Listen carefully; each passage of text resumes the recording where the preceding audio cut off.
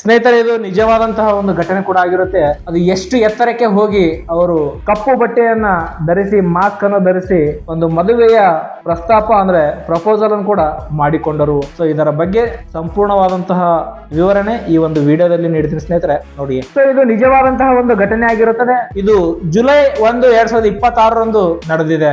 ರಷ್ಯಾದ ಪ್ರಸಿದ್ಧ roof topping ಕಟ್ಟಡದ ಮೇಲೆ ಹತ್ತುವ ಈ ಒಂದು ಸಾಹಸ ಜೋಡಿಯೊಂದು ನ್ಯೂಯಾರ್ಕ್ ನಗರದ ಐತಿಹಾಸಿಕ ಎಂಪೈರ್ ಸ್ಟೇಟ್ ಬಿಲ್ಡಿಂಗ್ ನ ಅದು ಎಷ್ಟು ಎತ್ತರ ಅಂತಂದ್ರೆ 1454 ಅಡಿ 1454 ಅಡಿ ಎತ್ತರದ ಆಂಟೆನಾ ಗೋಪುರವನ್ನು ಕೂಡ ಕಾನೂನು ಬಾಹಿರವಾಗಿ ಇವರು ಹತ್ತಿರುವುದು ಸುದ್ದಿಯಾಗಿದೆ. ಸೊ ನೋಡ್ರಿ, ಈ ಒಂದು ಸಾಹಸಿ ಜೋಡಿಗಳು ಏನೊಂದು ಗಿಡಗಳಂತೆ ಎತ್ತರಕ್ಕೆ ಹತ್ತುವ ಜೋಡಿಯನ್ನು ಅಂಜೆಲಾ ನಿಕೋಲೋವಾ 33, ಇವಾನ್ ಬಿರ್ಕುಸ್ 32 ಅಂತ ಹೇಳಿ ಸೊ ಅವರಿಬ್ಬರನ್ನು ಕೂಡ ಗುರುತಿಸಲಾಗಿದೆ.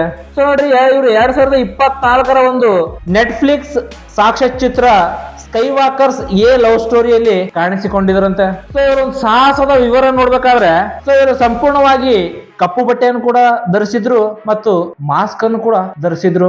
ಈ ಜೋಡಿ ನೋಡ್ರಿ, ಕಟ್ಟಡದ ಭದ್ರತೆಯನ್ನು ಮೀರಿ 104ನೇ ಮಹಡಿಯ ಬಾಗಿಲನ್ನು ಕೂಡ ಮುರಿದಾರೆ. ಆ ಬಾಗಿಲನ್ನು ಮುರಿದು ಅವ್ರಿಗೆ ಯಾವುದೇ ಆದಂತಹ ಒಂದು ಭದ್ರತೆ ಮತ್ತು ಸುರಕ್ಷತೆನೇ ಇಲ್ಲ.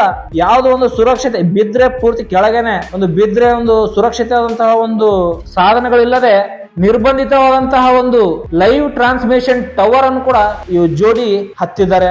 ಆ ಒಂದು ಗೋಪುರದ ತುದಿಯಲ್ಲಿ ಸುಮಾರು 10 ನಿಮಿಷಗಳ ಕಾಲ ಗೋಪುರದ ತುದಿಯಲ್ಲಿ ಇದ್ದಾರೆ ಇವರು. 10 ನಿಮಿಷಗಳ ಗೋಪುರದ ತುದಿಯಲ್ಲಿದ್ದು 10 ನಿಮಿಷಗಳ ಕಾಲ ವಿಡಿಯೋ ಮಾಡಿ ರೆಕಾರ್ಡ್ ಅನ್ನು ಕೂಡ ಮಾಡಿಕೊಂಡಿದ್ದಲ್ಲದೆ ವಿಲಿಯಂ ಗ್ಲಾಡ್ಸ್ಟೋನ್ ಅವರ ಶಾಂತಿ ಸಂದೇಶದ ಬ್ಯಾನರ್ ಅನ್ನು ಕೂಡ ಪ್ರದರ್ಶಿಸಿ ಮದುವೆಯ ಪ್ರಸ್ತಾಪವನ್ನು ಪ್ರಪೋಸಲ್ ಅನ್ನು ಕೂಡ ಈ ಜೋಡಿಗಳಲ್ಲಿ ಮಾಡಿಕೊಂಡಿದ್ದರು. ಸೊ ಅವರಿಗೆ ಕೆಳಗೆ ಇಳಿಯುತ್ತಿದ್ದಂತೆ ನ್ಯೂಯಾರ್ಕ್ ಪೊಲೀಸ್ ಇಲಾಖೆಯು NYPD ಸೊ ಇವರು ತುರ್ತು ಸೇವಾ ಘಟಕವನ್ನು ಕೂಡ ಅಲ್ಲಿ ಅವರಿಗೆ ವಶಕ್ಕೆ ಪಡೆಯಲಾಯಿತು.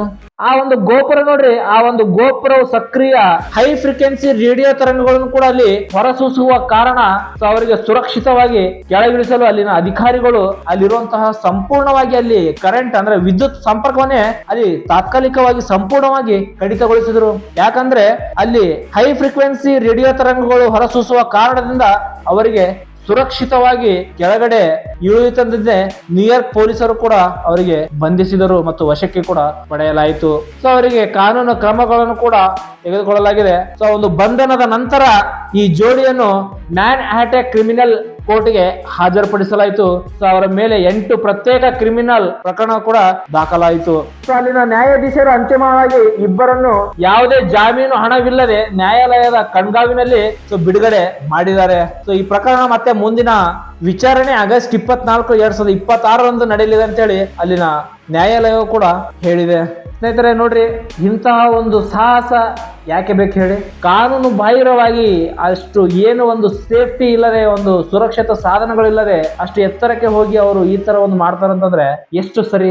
ಏನಾದ್ರೂ ಹೆಚ್ಚು ಕಮ್ಮಿ ಅಂತ ಆಯ್ತಂದ್ರೆ ಸೊ ಅವ್ರ ಪ್ರಾಣನೇ ಅಲ್ಲಿ ಹೋಗೋದು. ಸೊ ಇಂಥ ಸಾಹಸಕ್ಕೆ ಯಾರು ಕೈ ಹಾಕಬೇಡಿ. ಏನೇ ಇದ್ರು ಕೂಡ ನಿಮ್ಮ ಒಂದು ಕಂಟ್ರೋಲ್ ನಲ್ಲಿ, ಒಂದು ಕಾನೂನಿನಲ್ಲಿ ನೀವು ಏನ್ ಮಾಡಿದ್ರು ಕೂಡ ಆ ಒಂದು ರೀತಿಯಲ್ಲಿ ಮಾಡಿ. ಸೊ ಇಂತಹ ಒಂದು ಸಾಹಸ ಮಾಡಿ ತಾವು ಬಂಧನಕ್ಕೆ ಒಳಗಾಗಬೇಡಿ. ಸೊ ಇಂತಹ ಒಂದು ಘಟನೆ ರಷ್ಯಾದ ಪ್ರಸಿದ್ಧ ರೂಫ್ ಟಾಪಿಂಗ್ ಕಟ್ಟಡದ ಮೇಲೆ ಹತ್ತುವಂತಹ ಸಾಹಸಿ ಜೋಡಿಗಳನ್ನು ನ್ಯೂಯಾರ್ಕ್ ನಗರದ ಎಂಪೈರ್ ಸ್ಟೇಟ್ ಬಿಲ್ಡಿಂಗ್ ಅದು 1454 ಅಡಿ ಎತ್ತರದ ಆಂಟೆನಾ ಗೋಪುರವನ್ನು ಕಾನೂನು ಬಾಹಿರವಾಗಿ ಹತ್ತಿ ಜೋಡಿಗಳು ಸದ್ಯಕ್ಕೆ ಪೊಲೀಸರ ವಶಕ್ಕಾಗಿದ್ದಾರೆ.